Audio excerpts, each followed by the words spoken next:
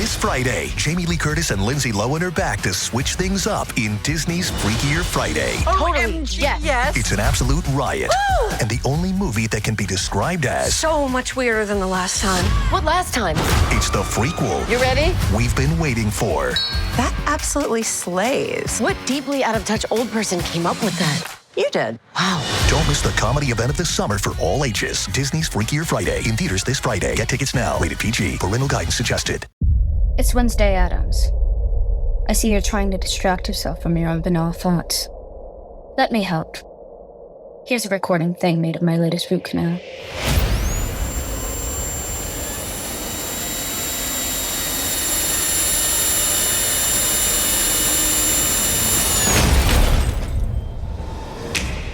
Wednesday, Season 2, begins August 6th, only on Netflix.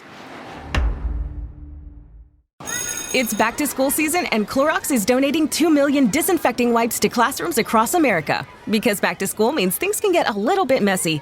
Just ask kindergarten teacher Miss Gibson.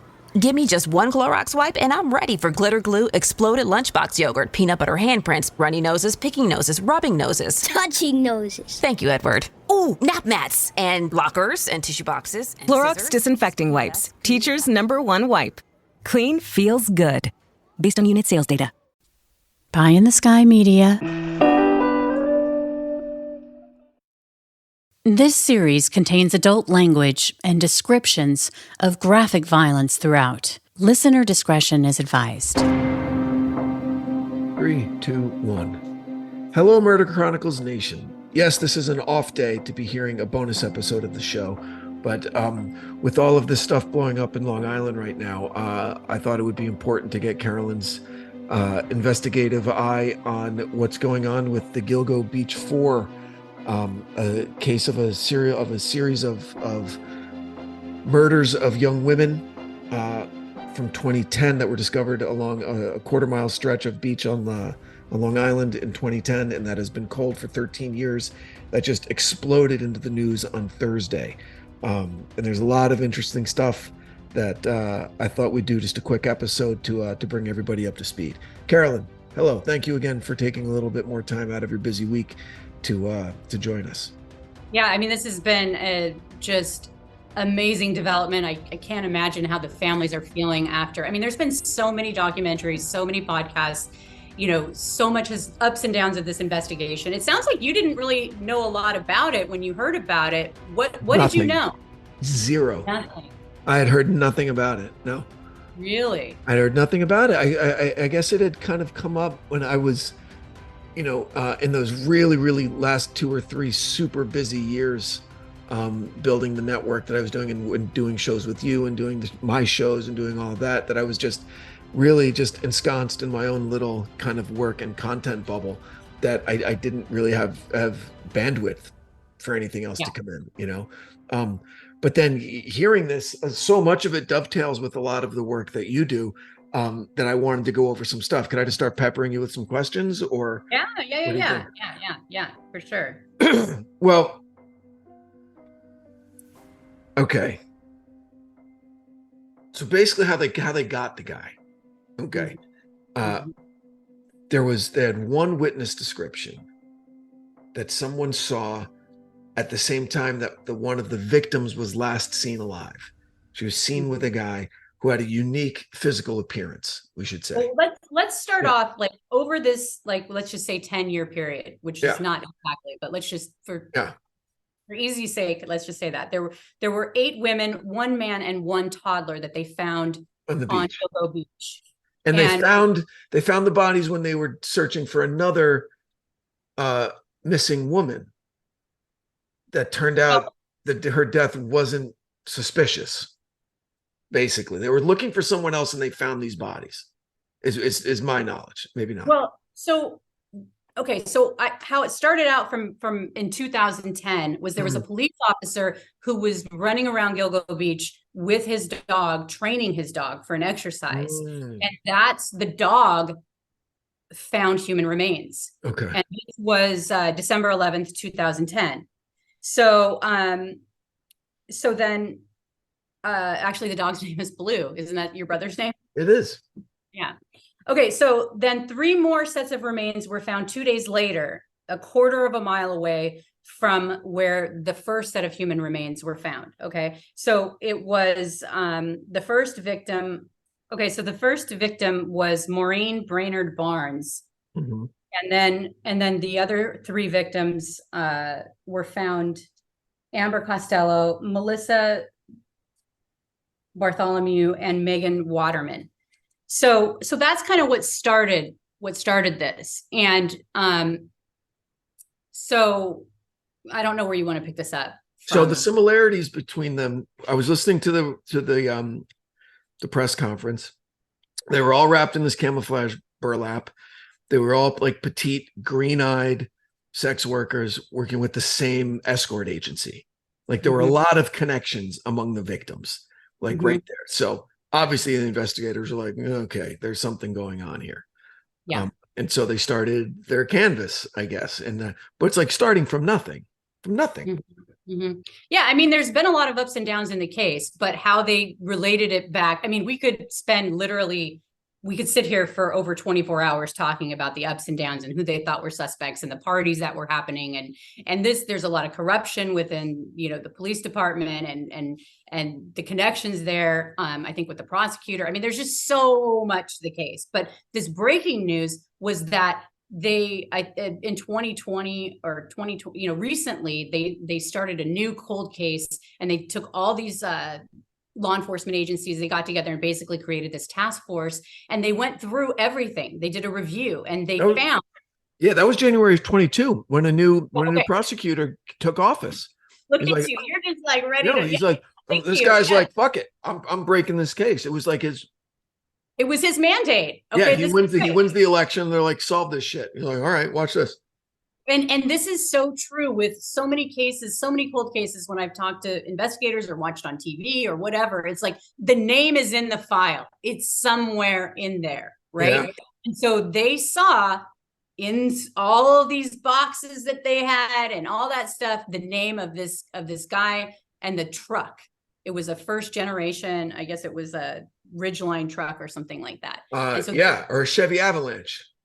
Something like that. I think it was an Avalanche, right? But so right, and now that gets to where I was coming from, and where I started in the beginning of this, where they had the name, they had the description. Okay, so they had the description, they had the name, and so then they start doing like good old fashioned just fucking police work, right? Cross-referencing. We had pings from cell phone towers on Long Island. We had pings from cell phone towers in Midtown Manhattan that correspond with this guy. Okay. Well, what's interesting about this guy, it's good old fashioned shoe leather, but it's also technology that allowed them to take all, because he would use these burner phones. Right. So the burner phones were connecting with the victim's cell phones, and so they were together at Massapequa and then also in Midtown in Manhattan, where this guy had business. So they were able to start correlating this stuff.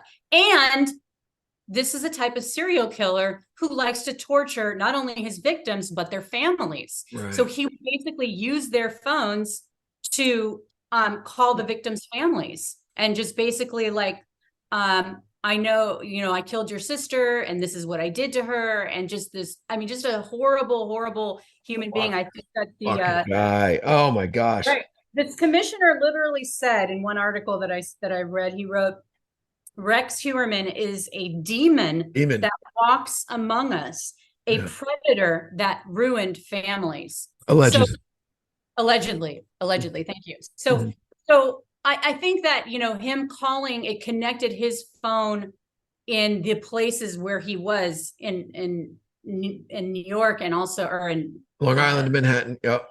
Right. And so, so him calling on their phone was a great way to put him by his house. And so it really connected him in a way that was part of the slam dunk with this guy. And then you have DNA. He abandoned DNA samples. He threw out a pizza crust. And then, this guy with prosecutors like, but that wasn't enough. We needed to, and I'm not obviously not a professional, so I could be speaking fucking gibberish here. But from what I was able to discern from the press conference, what he was saying was they needed to create a full mitochondrial DNA panel, okay, to make it bulletproof. So they followed his family so they could get his wife, his children, they got all these abandoned DNA samples so they can build an entire profile of this guy so it would be completely bulletproof to match one hair, a male hair that was found on like near the feet of one of the victims on the outside of the burlap that they were able to get. Mm-hmm. And that's when they knew that they had him. And then they had like credit card stuff. They searched his internet history, and there were over like 200 searches about the Gilgo Beach Four, about the victims. Like, I don't know if he was like trying to read his reviews, like how John Wilkes Booth wanted to read his reviews after he assassinated Lincoln, or was he like nervous to see if anybody was closing in on him, like just making sure that, no one's figured anything out. Subtle results, still you, but with fewer lines. Botox Cosmetic, out of botulinum toxin A, is a prescription medicine used to temporarily make moderate to severe frown lines, crow's feet, and forehead lines look better in adults. Effects of Botox Cosmetic may spread hours to weeks after injection, causing serious symptoms. Alert your doctor right away as difficulty swallowing, speaking, breathing, eye problems, or muscle weakness may be a sign of a life-threatening condition. Patients with these conditions before injection are at highest risk. Don't receive Botox Cosmetic if you have a skin infection. Side effects may include allergic reactions, injection site pain, headache, eyebrow and eyelid drooping, and eyelid swelling. Allergic reactions can include rash, welts, asthma symptoms, and dizziness. Tell your doctor about medical history, muscle or nerve conditions including ALS or Lou Gehrig's disease, myasthenia gravis, or Lambert-Eaton syndrome, and medications, including botulinum toxins, as these may increase the risk of serious side effects. For full safety information, visit BotoxCosmetic.com or call 877-351-0300. See for yourself at BotoxCosmetic.com. Running a business comes with a lot of what-ifs. But luckily, there's a simple answer to them. Shopify. It's the commerce platform behind millions of businesses, including Thrive Cosmetics and Momofuku. And it'll help you with everything you need. From website design and marketing to boosting sales and expanding operations, Shopify can get the job done and make your dream a reality. Turn those what-ifs into... Sign up for your $1 per month trial at shopify.com/special offer. And well, then he also looked at like podcasts and documentaries. So right. I think he was really wanting to kind of feast on what it was that he was doing. If he wanted to make it last, like a lot of serial killers, they bring their trophies, right? So they can go back and revisit what they've done. And I think that there's definitely, just from my opinion, like some of that going on there. And there's some narcissism. Yeah, I feel like when I was reading the court document that they just released, where it detailed all the evidence that they had, they also mentioned like two of it sounds like, if I'm reading this correctly, two of his wife's hairs or female hair was found on the victims. And so then fortunately for her, she was out of town, and clearly out of town. Like one time she was in kids, Iceland. right? Exactly. Yeah, so it was like, he's back to the Locard principle, right? That's it, exactly. Yeah, right? She was dirty dancing with someone in Northern California. Oh, no, I'm sorry, I'm getting my episodes mixed up. I know what you mean. He basically, they're in his house. She fell asleep on the couch. Okay, and some of her hairs fell off, and then he was sitting there eating lunch, and they stayed on his jeans, and then he went and fucking killed somebody. And it transferred the hair. Sure, that can be explained away. Thankfully, she was out of town, so she has a rock solid alibi. But then the level of narcissism of this guy, like I read something today that he was in a I don't know if like a Facebook group or some kind of an online kind of chat group with other architects and designers. Okay, and there was a woman who left the group, and he contacted her privately just to like say, hey, everything cool, and then asked her specifically if she knew anything about the Gilgo Beach murders. And she was like, she goes, it was weird, like out of left field kind of question, and I really didn't, so I said no, and then he never called me again. She goes, but now it like kind of sticks out, that why would he want to, like, what if I said yes? It was like, oh yeah, what do you know about it? Like almost. I mean, like honestly, like I don't want to go there, but I'm going to go there. But he's sitting there just fantasizing. Absolutely. As he's talking to her. Yep. Like, I don't even want to imagine what he was doing in that moment, because I think we all can. Like, what else would you call the victim's sister and basically like tell her all these details if you weren't just completely getting off on it, which is so kind of beyond what you want to think about. So this guy's a large person. He's like 6'4", over 6'4", and really big. Yeah, and, they were described him. His description was as an ogre. Like Shrek. Yeah. Yeah, I mean that's being like mean to Shrek, because this. I mean, it's like my kids grew up loving Shrek, so I don't want to have that tainted. Right. Well, he's like the judge. Do you read Cormac McCarthy? Do you read Blood Meridian? I didn't read that. No. The late great Cormac McCarthy. He died and earlier this month, and it breaks my heart. But the judge,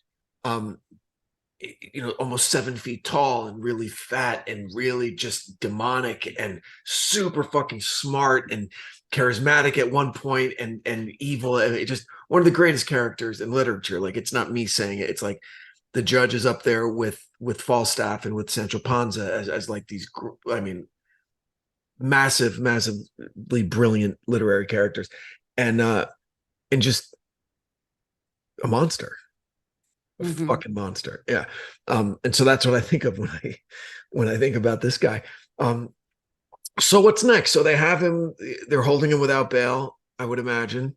Oh yeah, this guy's not getting out. Yeah. Yeah. He's pled not guilty, and he said, I didn't do this. So what's your gut tell you? You think he'll plea to save his life? I don't even know if they have the death penalty in New York still. Probably not. I mean, I think that no, I think he's going to totally. Think it'll go to trial? Yeah, definitely. Wow. Definitely. Because you know what? I mean, he could do the same thing that Gary Ridgway did, which was, the Green River Killer, where he's like, hey, I went and saw prostituted people. Like, I went, just because you saw them with me, it doesn't mean that I did it. I killed them. Right. Right. I was with them. It doesn't mean that I killed them, Right. I mean, I think that, And he was living a double life. He had another little house in this little village out on the island. And he told his neighbors apparently that he was going to retire there, like by himself. Like, he just wanted to live out there in this little like beach shack or wherever the fuck it was. Oh, is the beach shack that he had? Because the house that I saw, the red house, that was in all the, that's the house that he grew up in, I guess, right? Yeah. And so that was not, he had a separate house that was on Gilgo Beach. Is that somewhere out there? Yeah. They said that he was living a double life in a small village near the murder scene. I mean, near the dump scene on Long Island. Yeah.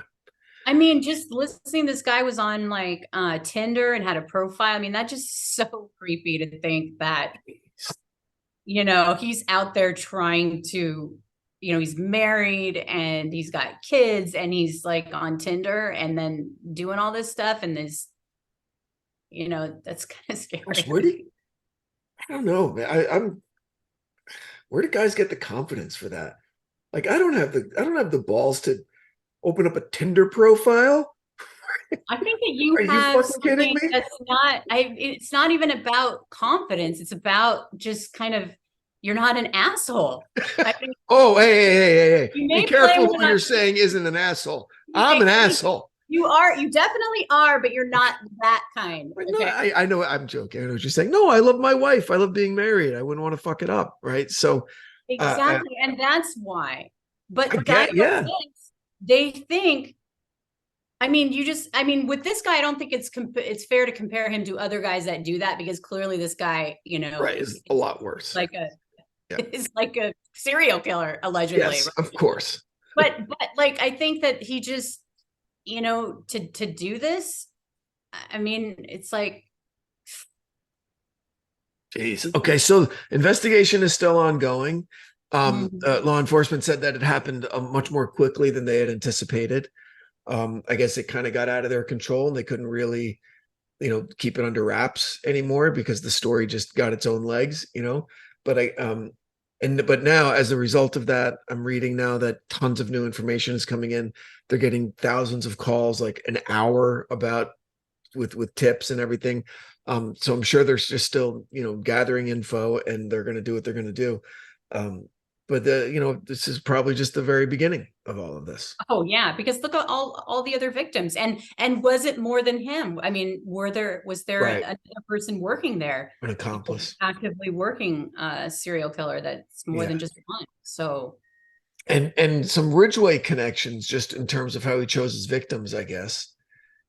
Same occupation, same, but this guy seemed to have a taste, whereas Ridgway was much less discerning with how his victims looked. This guy had a type, according to the police.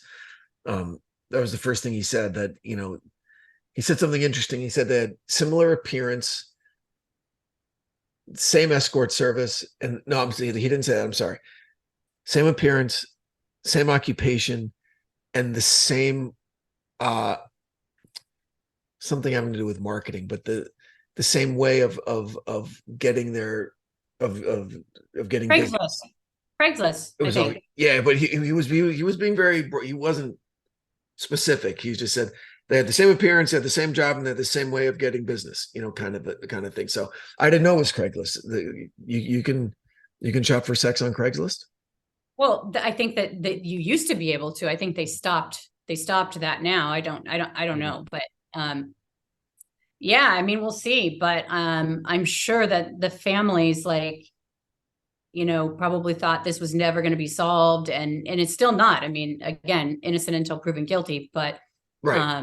There's a lot connecting this guy. There'll be a lot to explain away. It's kind of like the Idaho murders, where the cell phone data and everything kind of connecting.